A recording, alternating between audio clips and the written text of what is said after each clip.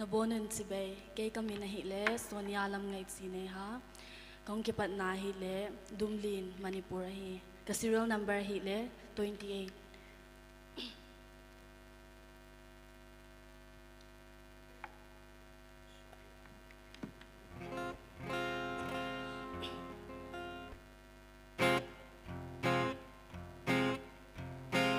Tiyan ka don't tree, lay shunun to let he, aladal tway angat, alaborel don't see, so ihun na twanin, lama akan ding koan,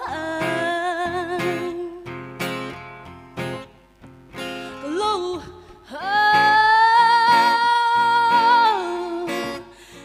From the young son turin, hello, do not look by. Von kong kartumin hon sagla, yang tung omaleng veturin.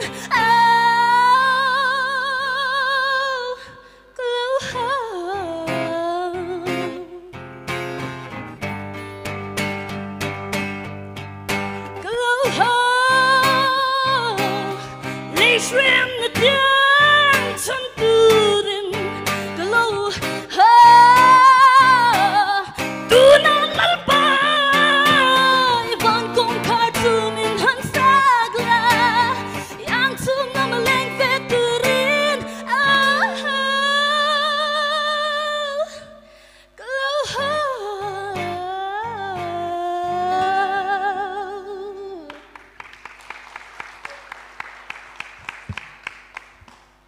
Kinin paninge Sonia Lamngaihchin. Yes, sir. Kay mo danin na team mo mga tihela na team vale tihat. Aval khat ni hong zaw na ball hay vale na pitch so ne khat chu nang jong ke hat thau na tin na cho che le phat dong zu ya ni ki sim phat thema ma hen aban le athut seng ho jong chu cái hệ lâu tâm tâm ta na, cho nên nó sát đàn mò lại nó đàn số, cái lung hay mò nó sát hay mò nghe, nó sát hay vào rồi bọn hitam cái tị he, vào cái tị bên số này vào khát na, thut sinh cái hệ lâu khop hệ la, phải ôn áp phơi nó na, là thôi rồi na, số nếu khát số azua,ผู้วันแล้วใส่lâu nóใส่บังcái em khát iso bị bao khát, inches khát vel nung,ส่วนเจ้าละที่ด้านเดียวนะnếu sao limit to sim dấp là chân hay mò đây tại hay vào cái sải hiểu Oleh sir, kipa. You have a very unique voice. Thank you. I love your technique, your style. Thank you. But you need to be careful with your timing.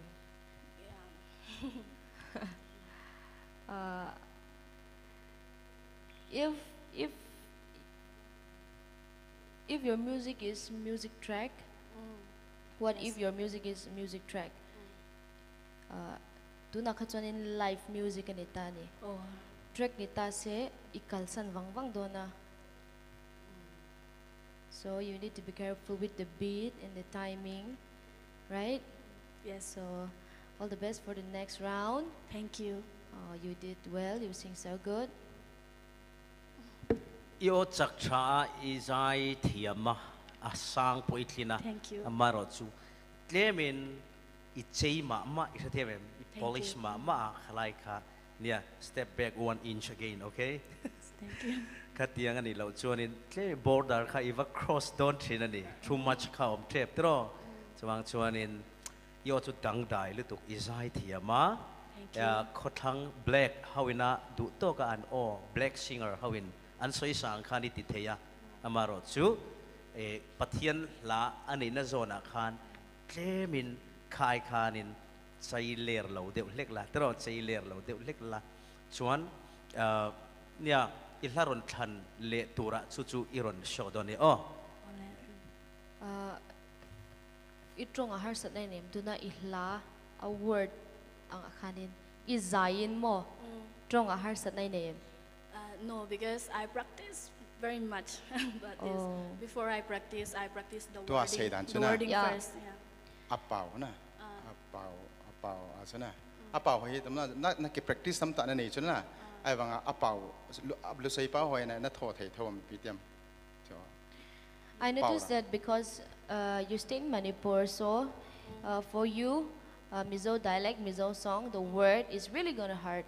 But Yes, from your song, I realized that I noticed that you've struggled and you practice so hard, yes, and that's yes, really good. yes. All the Thank best. you so much.